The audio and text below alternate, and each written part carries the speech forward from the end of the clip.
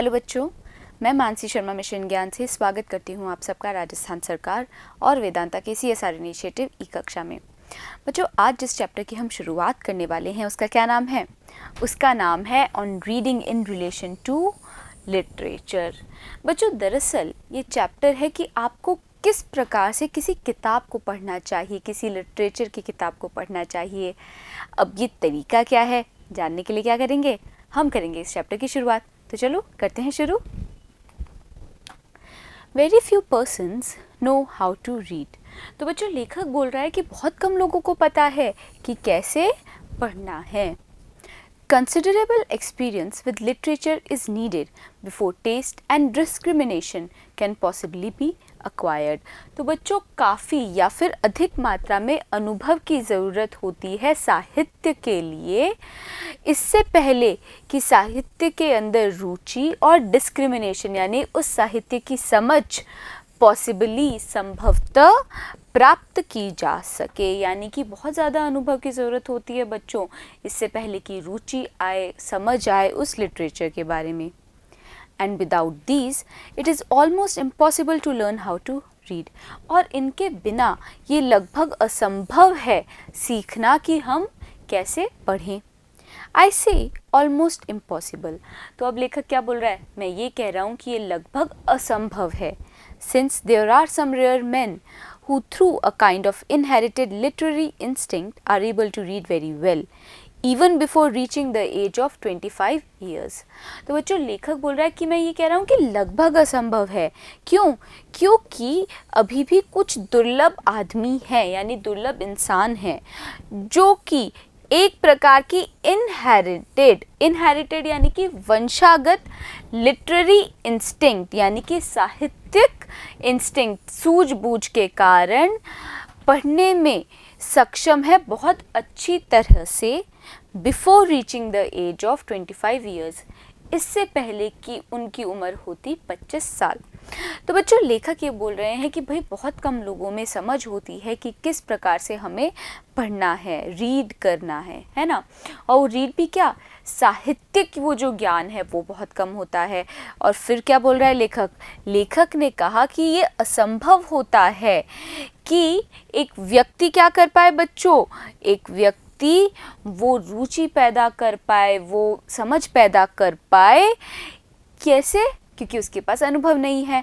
अब लेखक ने कहा ये बिल्कुल असंभव है, लगभग असंभव है, यही बोला था ना।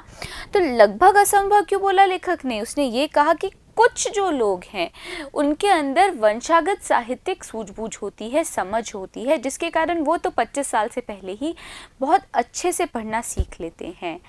तो बच्चों, यहाँ पे हमने क्या क्या शब्द पढ़े हैं, रिवाइज करेंगे। देखिए, सबसे पहला है कंसिडरेबल। कंसिडरेबल यानी काफ़ी या फिर अधिक। फिर है एक्सपीरियंस यानी कि अनुभव। लिटरेचर मतलब साहित्य। बच्चों, ये स्पेलिंग गलत है ना, साहित्य की स्पेलिंग कैसे होगी?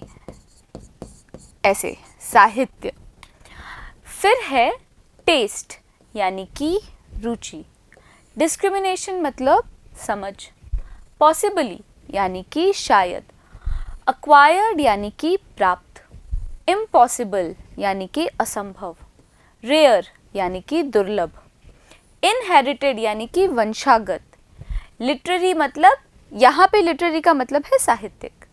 इंस्टिंक्ट यानी कि स्वाभाविक बुद्धि, सूझबूझ या फिर समझ। But these are great exceptions. पर ये जो लोग हैं ये क्या है बच्चों? एक अपवाद हैं।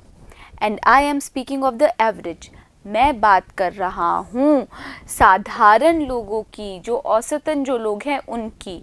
तो बच्चों, पढ़ना मतलब, अब हम लिख पढ़ तो सब सकते हैं, लेकिन किसी किताब को पढ़ना वैसा पढ़ना नहीं होता है जैसा हम लोग करते हैं। उस पढ़ाई से लेखक कुछ और ही समझ रहा है और वो कुछ और ही हमें समझाना चाहता है। For to read the characters of the letters of the text does not mean reading in the true sense। तो क्या बोलना चाह रहे हैं लेखक? वो ये बोलना चाह रहे हैं कि किसी भी टेक्स्ट के, यानी कि कोई भी चीज़ आपके सामने दी गई है जिसको पढ़ना है, किसी भी टेक्स्ट के जो लेटर्स होते हैं, उनके कैरेक्टर्स होते हैं, उनको उनको पढ़ लेने का मतलब ये नहीं है कि हम सही अर्थ में रीड कर रहे हैं, पढ़ रहे हैं। भाई हम तो यही करते हैं ना, हमारे सामने जैसे आप ये इंग्लिश भी देख रहे हो, इंग्लिश में भी आप क्या करोगे भाई, इनके शब्द पढ़ रहे हो, आप लेटर्स पढ़ रहे हो, है ना, फिर उन लेटर्स के जो कैरेक्टर है वो देख रहे हो, पर इस चीज़ को पढ़ना नहीं बोलते। You will often find yourselves reading words or characters automatically. आप पाएंगे कई बार खुद को पढ़ते हुए शब्दों को और कैरेक्टर्स को ऑटोमेटिकली, मतलब स्वतः, even pronouncing them quite correctly. और क्या करेंगे आप किसी भी शब्द को प्रोनाउंस करेंगे, उसका उच्चारण करेंगे ठीक रूप से, while your minds are occupied with a totally different subject। अब आप उसको प्रोनाउंस जो कर रहे हैं, यानी जो उच्चारण कर रहे हैं उस शब्द का, वो भी सही करेंगे, पर फिर भी आपका जो दिमाग है वो ऑक्यूपाई रहता है, वो व्यस्त रहता है विद अ टोटली, पूर्ण रूप से किसी और सब्जेक्ट में। होता है ना आपके साथ, आप भाई ये जो सब है वो पढ़ तो रहे हो, आप शब्दों के उच्चारण भी सही कर रहे हो, पर आपका दिमाग कहीं और है, और इस चीज़ को रीडिंग नहीं कहा जाता बच्चों। अब यहाँ पे हमने क्या क्या शब्द पढ़े हैं देखिए। एक्सेप्शंस यानी कि अपवाद, स्पीकिंग यानी कि बोलना या फिर बात करना, एवरेज यानी कि औसत या फिर साधारण, ट्रू सेंस मतलब सही अर्थ में, ऑटोमेटिकली मतलब स्वतः, प्रोनाउंसिंग यानी कि उच्चारण, करेक्टली यानी कि ठीक प्रकार से, ऑक्यूपाइड मतलब व्यस्त, टोटली मतलब पूर्ण रूप से, और मैकेनिज्म यानी कि प्रक्रिया। तो लेखक बोल रहे हैं कि ये जो मैकेनिज्म है, ये जो प्रक्रिया है ऑफ रीडिंग, पढ़ने की, becomes altogether automatic at an early period of life।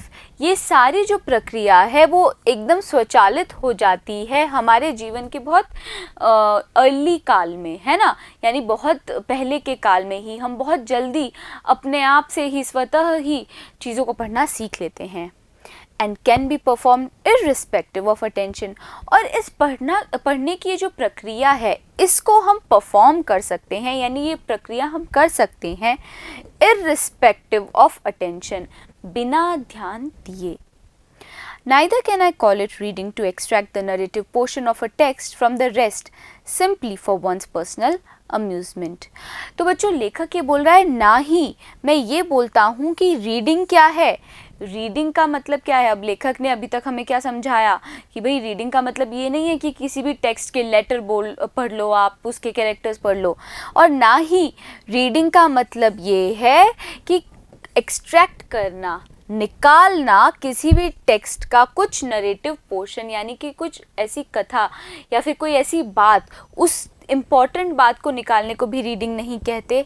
From the rest, बाकी पूरे पाठ में से कुछ ज़रूरी बात को निकाल लेना, उसको भी रीडिंग नहीं कहते। सिंपली, केवल फॉर वंस पर्सनल अम्यूज़मेंट, एक व्यक्ति के निजी मनोरंजन के लिए हम करते हैं ना, हम कोई पिक्चर देखते हैं या फिर हम कोई किताब पढ़ते हैं, हम क्या करते हैं कि भाई हमारे मनोरंजन के लिए हम उसकी कोई पूरी पिक्चर के अंदर से कोई बात बता देते हैं, है कि नहीं, कि भाई ये वाली बात बहुत मनोरंजक है, या फिर कोई कहानी पढ़ते हैं उसके अंदर से कोई ज़रूरी बात बताते हैं, है कि नहीं।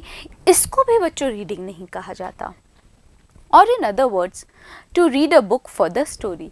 तो दूसरे शब्दों में लेखक कहना चाह रहे हैं किसी किताब को पढ़ना एक कहानी के लिए, इसको भी रीडिंग नहीं कहा जाता। तो हम यही तो करते हैं, हम किताब पढ़ते हैं, हमें लगता है अच्छा ये किताब मनोरंजक है तो हम पढ़ते रहते हैं, हम जानने के लिए कि कहानी में आगे क्या होगा। इस चीज़ को बच्चों रीडिंग नहीं कहा जा सकता लेखक के शब्दों में।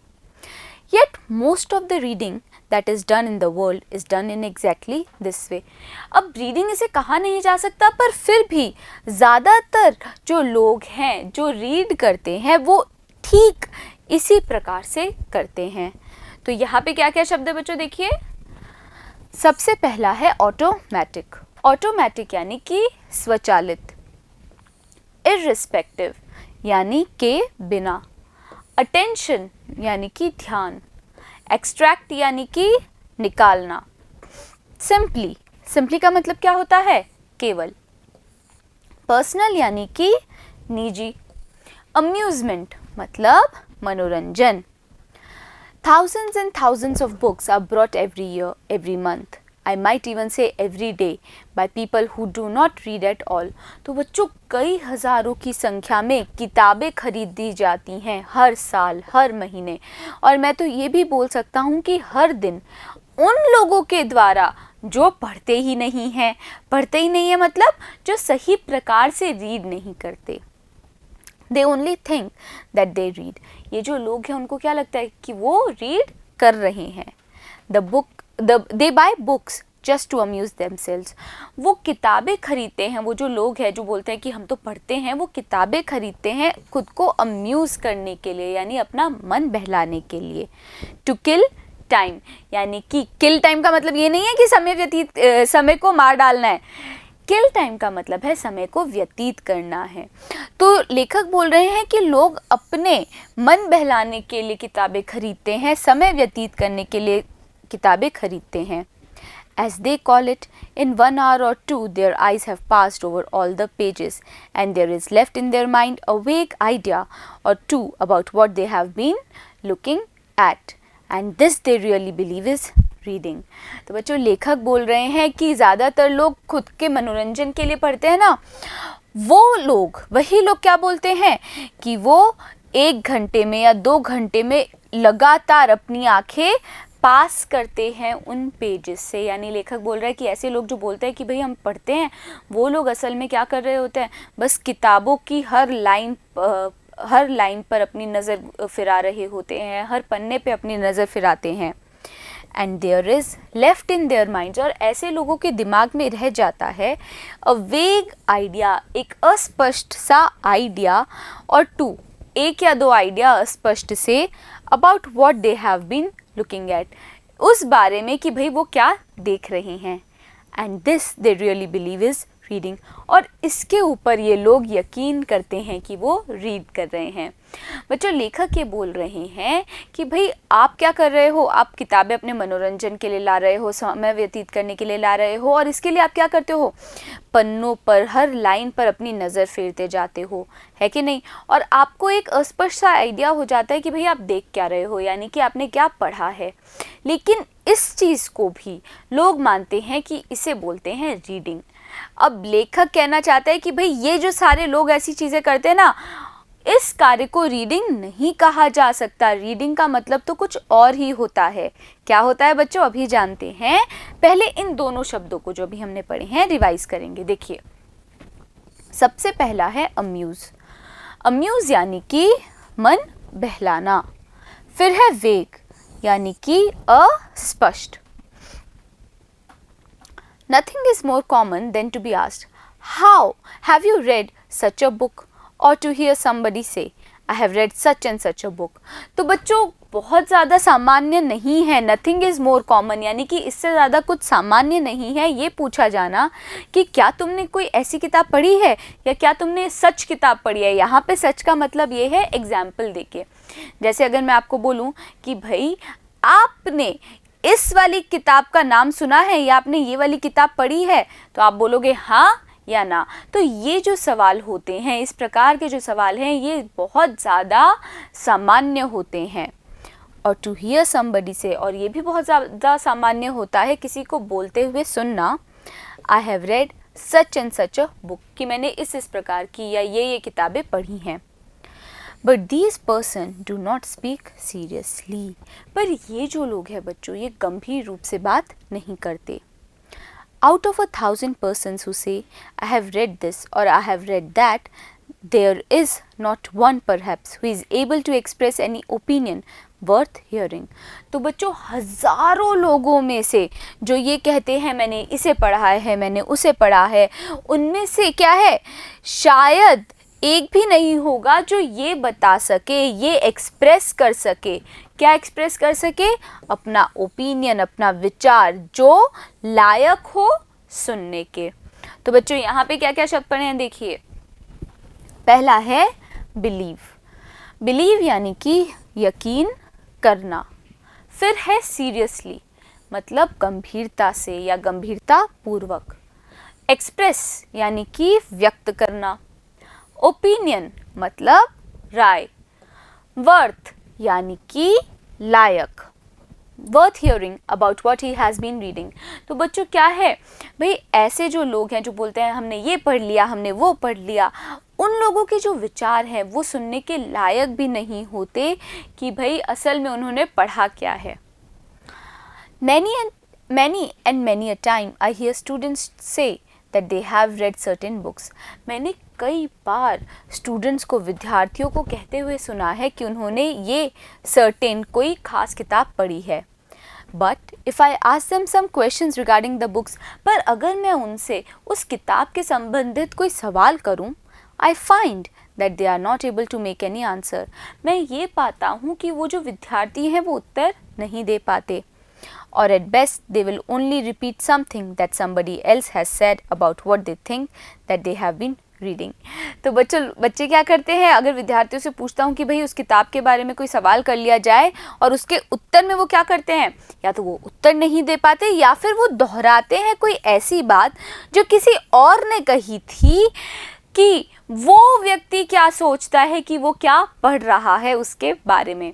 मतलब मैंने अगर कोई किताब पढ़ी है और मेरे को नहीं पता कि भाई इस किताब में असल में क्या था, है ना, कुछ इम्पोर्टेंट मुझसे सवाल कर लिया जाए तो मैं क्या करूँगी भाई, मैं इसको एज अ विद्यार्थी वो दोहरा दूँगी किसी के सामने, और वो जो दोहराई हुई बात क्या होगी, वो भी किसी ऐसे व्यक्ति ने बोली होगी जो ये समझता है कि उसने किताब को रीड किया है, पर असल में ऐसा नहीं होता।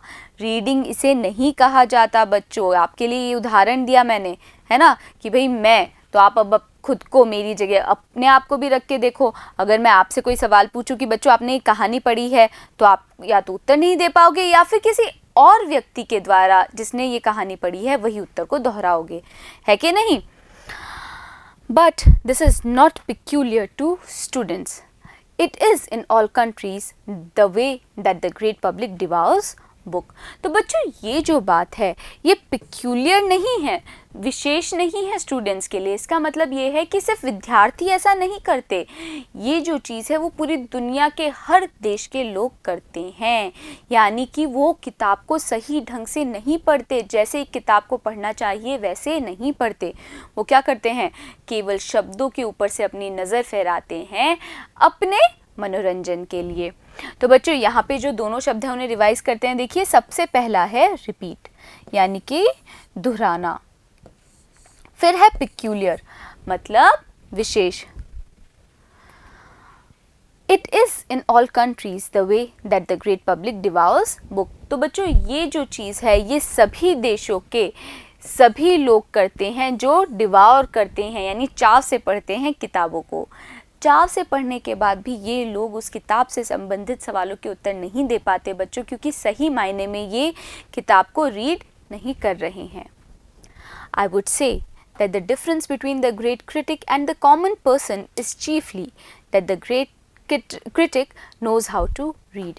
तो बच्चों मैं ये कहूँगा कि जो फ़र्क है एक बहुत अच्छे, एक महान आलोचक के बीच में और एक कॉमन आदमी के पीछे, एक आम आदमी के पीछे, वो मुख्यतः या मुख्य रूप से ये है कि वो महान आलोचक जानता है कि कैसे पढ़ना है, and that the common person does not. पर वो जो सामान्य व्यक्ति है, आम व्यक्ति है, वो नहीं जानता कि कैसे पढ़ना है। No man is really able to read a book who is not able to express an original opinion regarding the contents of a book. तो जो लेखक बोल रहा है कि कोई भी व्यक्ति समर्थ नहीं है किसी किताब को पढ़ने में, क्या नहीं है बच्चों, समर्थ नहीं है किसी किताब को पढ़ने में, who is not able to express, जिसके अंदर क्या होती है, क्षमता नहीं होती या सामर्थ्य नहीं होता एक्सप्रेस करने की जो ओरिजिनल ओपिनियन है, यानी कि जो असली विचार है उस किताब के विषय वस्तु के ऊपर। यानी लेखक बोलना चाह रहा है कि कोई भी व्यक्ति क्या है, असल में समर्थ नहीं है किताब पढ़ने के, अगर वो व्यक्ति किसी किताब की विषय वस्तु के बारे में एक असली विचार ना दे पाए, एक ओरिजिनल विचार ना दे पाए। तो बच्चों यहाँ पे क्या क्या शब्द हैं देख लेते हैं। सबसे पहला है डिवाउर्स। डिवाउर्स यानी कि चाव से पढ़ना। फिर है क्रिटिक, यानी कि आलोचक, चीफली मतलब मुख्यतः, एबल मतलब समर्थ, ओरिजिनल, ओरिजिनल मतलब असली या फिर मूल, ओपिनियन मतलब विचार, कंटेंट्स मतलब विषय वस्तु। No doubt you will think that this statement of the case confuses reading with study।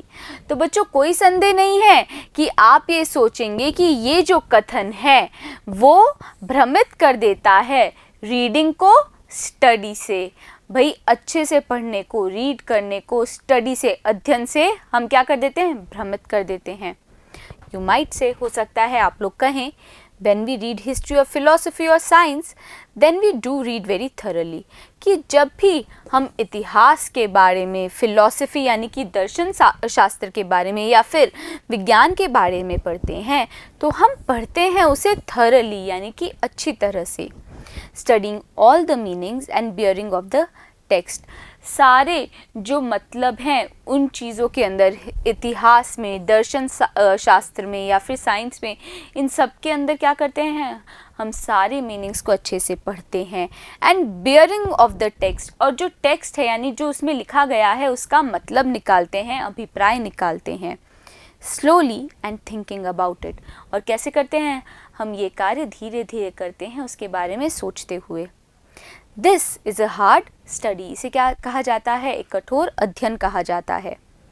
But when we read a story और अ पोएम, पर जब हम कोई कहानी पढ़ते हैं या कोई कविता पढ़ते हैं आउट ऑफ क्लास आवर्स, जो कि हमारे क्लास आवर्स के बाहर है, क्लास आवर्स के बाहर है मतलब भाई हम कक्षा के अंदर तो सब कुछ पढ़ते हैं लेकिन उसके अलावा जो हम कहानियाँ पढ़ते हैं, पोएम पढ़ते हैं, वी रीड फॉर अम्यूज़मेंट, उन चीज़ों को हम अपने मनोरंजन के लिए पढ़ते हैं।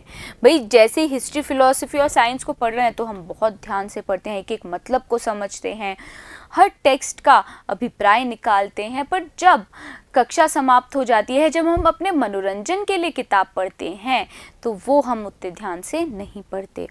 तो यहाँ पे क्या क्या शब्द हैं, देखिए रिवाइज कर लेते हैं बच्चों। सबसे पहला है डाउट, डाउट मतलब संदेह, स्टेटमेंट यानी कि कथन, कंफ्यूजेस यानी कि भ्रमित करना, हिस्ट्री मतलब इतिहास, फिलॉसफी मतलब दर्शन शास्त्र, थरली यानी कि अच्छी तरह से, बेयरिंग मतलब अभिप्राय, अम्यूजमेंट यानी कि मनोरंजन। Amusement and study are two different things. तो बच्चों मनोरंजन और अध्ययन दोनों अलग चीज़ें हैं। I am not sure that you all think this. मैं इस बात के लिए निश्चित नहीं हूँ कि ये बात आप लोग भी सोचते हैं, but young man generally do think so. पर जो युवा हैं वो सामान्यतः आमतौर पर यही सोचते हैं। As a matter of fact, every book worth reading ought to be read in precisely the same way that a scientific book is read। तो बच्चों तथ्य ये है कि हर किताब जो कि पढ़ने लायक है उसे पढ़ना चाहिए प्रिसाइसली, हूबहू उसी तरीके से जैसे कि आप कोई साइंटिफिक बुक पढ़ते हो, वैज्ञानिक कोई किताब पढ़ते हो, बिल्कुल वैसे ही। नॉट सिंपली फॉर अम्यूज़मेंट, केवल मनोरंजन के लिए ऐसी किताब को नहीं पढ़ना चाहिए। And every book worth reading should have the same amount of value in it. और हर वो किताब जो कि वर्थ है, लायक है पढ़ने की, उसके अंदर वही मात्रा होती है वैल्यू की, महत्व की, अहमियत की वही मात्रा होती है that a scientific book has, जो कि एक साइंटिफिक किताब के अंदर होती है। तो यहाँ पे हमने क्या क्या शब्द पढ़े हैं बच्चों, देखिए। सबसे पहला है जनरली, जनरली यानी कि सामान्यतः, प्रिसाइसली यानी कि हूबहू, सिंपली मतलब केवल, अमाउंट यानी कि मात्रा, वैल्यू यानी महत्व या फिर अहमियत। दो the value may be of a totally different kind. भले ही बच्चों किताब को हम जो पढ़ रहे हैं, चाहे वो कोई कहानी की हो, कविता की हो, हमें पढ़ना तो वैसे ही चाहिए जैसे एक साइंटिफिक किताब को पढ़ते हैं।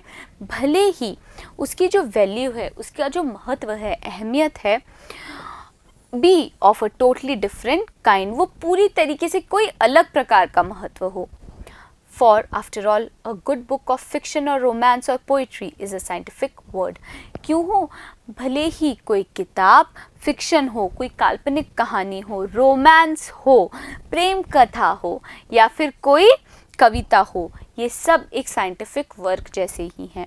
It has been composed according to the best principles of more than one science. और इन सब को, चाहे वो काल्पनिक कथा हो, प्रेम कथा हो, कविता हो, इन सब को रचित किया गया है, इन सब की रचना की गई है according to the best principles of more than one science. जो सबसे अच्छे सिद्धांत हैं उनके अनुसार, but specially according to the principles of the great science of life.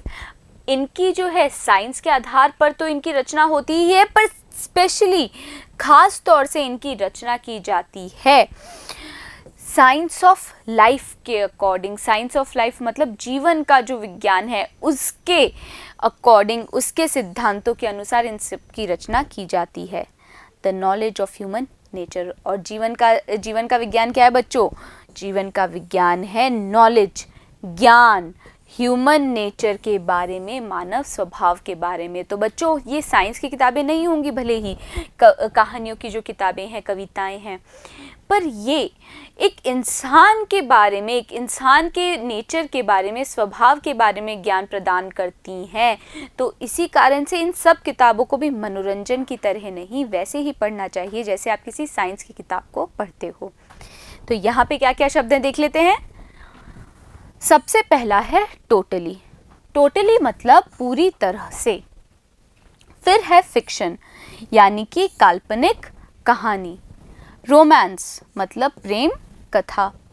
Poetry यानी कि कविता. कंपोज यानी कि लिखा जाना या फिर रचाई हुई नहीं होगा बच्चों, इसका मतलब क्या होगा? रचना हुई, है ना, रचना हुई या फिर क्या होगा? रची हुई. अकॉर्डिंग यानी कि अनुसार. प्रिंसिपल्स मतलब सिद्धांत. स्पेशली मतलब विशेष रूप से. नॉलेज यानी कि ज्ञान. ह्यूमन नेचर मतलब मानव स्वभाव. तो बच्चों आपको भी समझ में आ रहा है ना कि हमें किताबें कैसे पढ़नी चाहिए? मनोरंजन के लिए नहीं, बिल्कुल साइंटिफिक तरीके से हमें पढ़नी चाहिए. हर मीनिंग को समझना चाहिए. टेक्स्ट का जो अभिप्राय है उसे भी समझना चाहिए. अब लेखक पढ़ने के बारे में और क्या क्या बातें बताएगा जानेंगे हम अगले वीडियो में. बने रहिएगा मेरे साथ, मिलते हैं अगले वीडियो में.